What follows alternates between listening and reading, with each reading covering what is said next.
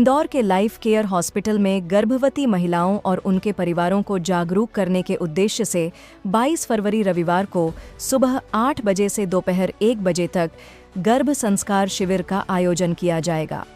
इस शिविर का मकसद गर्भावस्था के दौरान मां और शिशु के शारीरिक, मानसिक और भावनात्मक विकास को सकारात्मक दिशा देना है।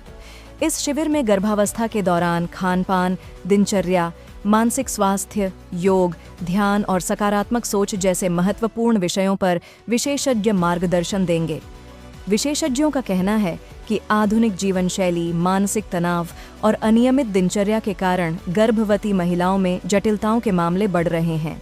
ऐसे में सही जानकारी और मार्गदर्शन बेहद जरूरी है।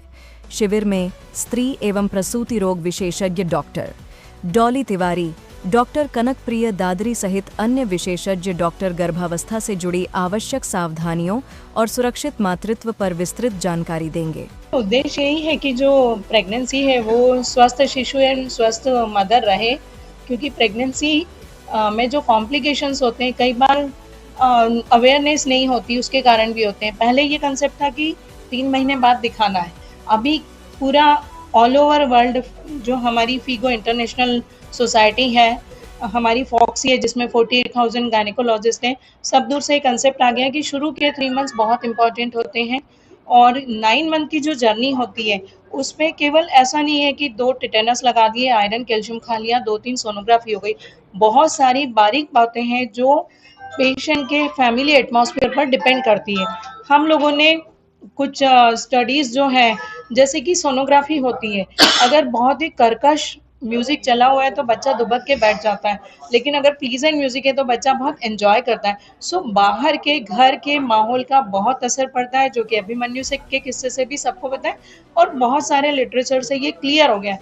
सो बेसिकली कपल को बुलाने का, फैमिली मेम्बर को बुलाने का यही है कि डाइट क्या लेनी है, एक्सरसाइज क्या करनी है, फिजियो क्या करनी है, योगा का बहुत रोल है, क्योंकि जब 9 मंथ जब डिलीवर हो रहे होते हैं तो पेशेंट को बहुत प्रेशर लगाना होता है और उसके कारण उसको ऑक्सीजन की कई बार कमी ना हो, लंग्स उसके एक्टिव रहें।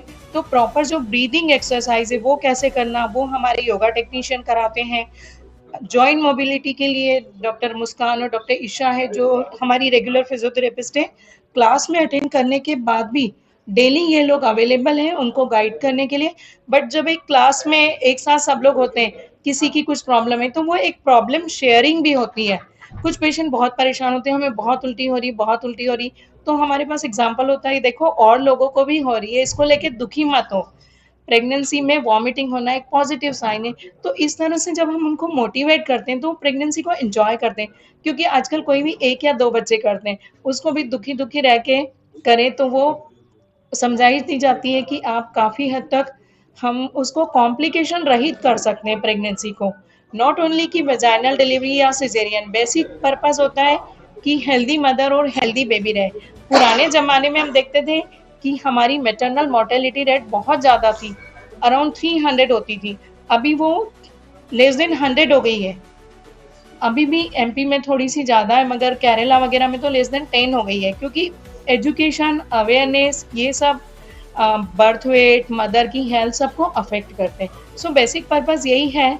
और गर्भ संस्कार जो है पुराना कंसेप्ट है, उसके साथ हम मॉडर्न साइंस को मिला के जो भी बेस्ट हम हमारे कपल को दे सकते हैं। और मैंने लगभग 2008 में एक स्टडी प्रेजेंट की थी हमारी नेशनल कॉन्फ्रेंस में। देयर वर 490 कपल जो रेगुलरली आते थे, लगभग वीकली या डेली आते थे।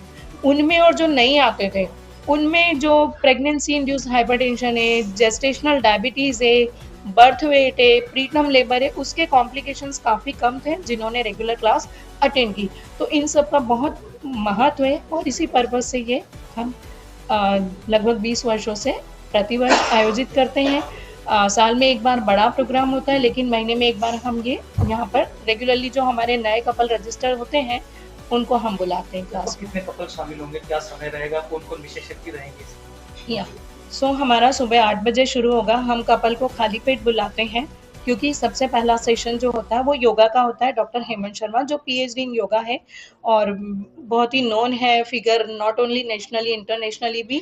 बहुत सारी कंट्रीज में उन्होंने इंडिया को रिप्रेजेंट किया है। तो उनका एक सेशन होता है लगभग 40 मिनट्स का, जिसमें हस्बैंड वाइफ दोनों को हम योगा कराते हैं और उसमें हम सेग्रीगेट कर देते हैं कि फर्स्ट 3 मंथ वाले कौन सी करेंगे, सेकेंड वाले कौन सी और थर्ड वाले कौन सी।